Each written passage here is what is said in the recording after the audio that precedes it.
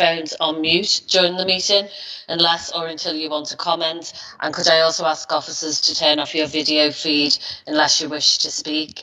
I've had apologies today from Councillors Barry Kushner and Sharon Connor. Any further apologies? No, thanks. Declarations of interest. Has anyone got any interest to declare? I can't see any. Thanks.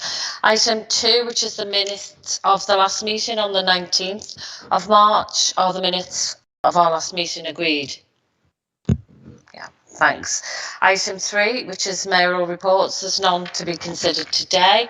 So we go straight on to item number 4, which is Mayoral Recommendations. Before we move to consider the recommendations on the agenda, I can advise that item 4B, relating to the City Safe Plan for 2021 to 24, has been withdrawn from consideration today. This will enable a detailed EIA to be produced in relation to the various actions proposed. The revised report will come forward to Cabinet in due course. So we now have 3 remaining public recommendations to consider. Item A, which is the acceptance of 4 community safety grants on behalf of the Community Safety Partnership, which is on pages 18 to 24 of your agenda, and it seeks approval to accept a range of grants comprising approximately 400k from the Merseyside Violence Reduction Partnership, 854,000 from the Police and Crime Commissioner, and with approximately 167,000 from government. This funding is extremely welcome and will really support the work of our Community Safety Partnership. Liz, would you like to make any comments?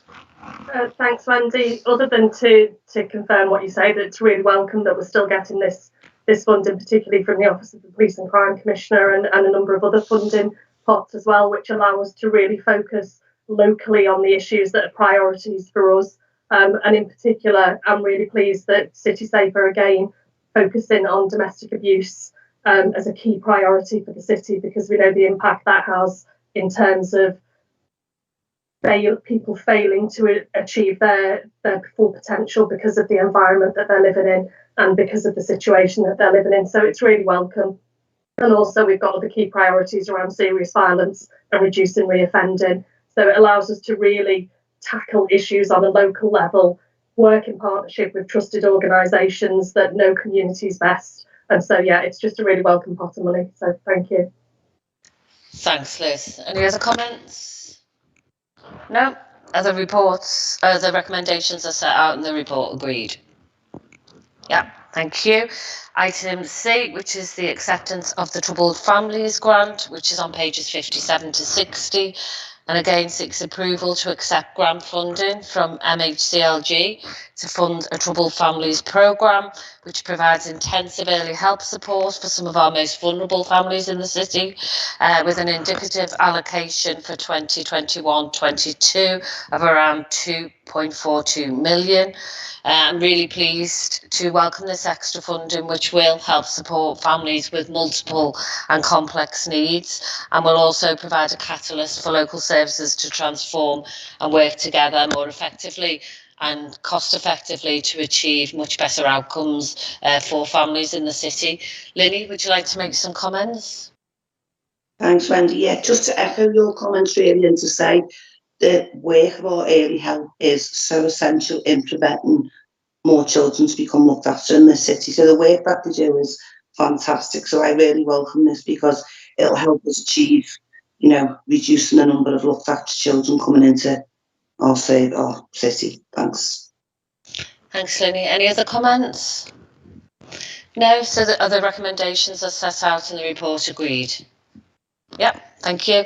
Item D is the music industry sector development funding on pages 61 to 128, and the recommendation seeks approval to accept the balance of 1.85 million of SIF grant funding to support the music sector development, with an initial tranche of 400,000 supporting the delivery of phase 1 of the programme. As well as playing a key role in the city's cultural offer, Liverpool's music sector also makes a significant economic contribution. And the music strategy was commissioned in 2018, and through that evidence that Liverpool's music sector was directly responsible for an annual turnover in excess of 100 million, with over 2,500 people directly employed. It also found that music tourism was also responsible for an additional 100 million of turnover per year, which is really important for us going forward. I'm really pleased to see this report come forward as evidence of our ongoing commitment towards the music industry sector in the city. Any other comments from anybody? No? Other recommendations are set out in the report agreed? Thank you. We do have one partially exempt report, and I suggest we consider it as published on the agenda to this meeting. Only the appendix to the report is exempt, so unless Cabinet members have any questions on the actual appendix, then we'll consider the main report in public. Are there any questions on the appendix? Can't see anybody indicating. Okay, so we'll consider the report now, and this is the Adult Services and Health Procurement Plan, which is on pages 129 to 161. And the recommendation seeks approval for an updated Adult Services and Health Directorate Procurement Plan for 2021-22, and which responds to the impacts of the second and third wave of COVID-19. The impacts of the pandemic have delayed the commissioning and procurement activity longer than was anticipated, as set out in previous reports to Cabinet, and the report therefore seeks approval for the necessary extensions, variations and exemptions in order to be compliant with the Council's standing orders and also any legislative requirements. The value of these contract proposals equates to 11.536 million. Paul, do you want to make any comments? Thank you very much, Acting Mayor. This just rationalises some of the procurement processes and makes sure that they are in order and make sure that we can continue to properly provide a lot of services that are very important for very vulnerable groups in the city. I'd recommend it to the Cabinet. Thank you. Any other comments? No? Other recommendations are set out in the report agreed? Thank you. We have no reports for agenda items 5 to 8. So item 9, which is Mayoral Announcements. It was great to see, you know, at the end of March, lockdown beginning to ease. And of course, we've got next week a further easing of those regulations. And certainly, you know, we've seen our numbers continue to come down, getting just below 20 yesterday, which is fantastic. But I'm sure Matt and the team and everybody here would echo me that while that's, you know, really good news, we all continue to need to stay vigilant and to keep following those rules, even as the lockdown eases, because I'm sure if we all stay within those guidance and people continue to get tested where appropriate, and as well we continue to encourage as many to get vaccines, those lockdown measures easing can continue going forward. And I know that's something we all look forward to. So can I place on record again my thanks to everybody's efforts in the city and beyond for all they've done to really get the communications out there to support our communities. And we do have some work to do in some communities where take-up perhaps of the vaccines isn't as high as it can be. And as those numbers come down, it does become much easier for us to actually target them a lot better, because the data is much more easily analysed and can be targeted greatly as we need to. People will have also seen last weekend Liverpool is to take part in government events pilot. And again, that will look at how we can safely reopen the cultural and business sectors following the further easing of lockdown on June the 21st.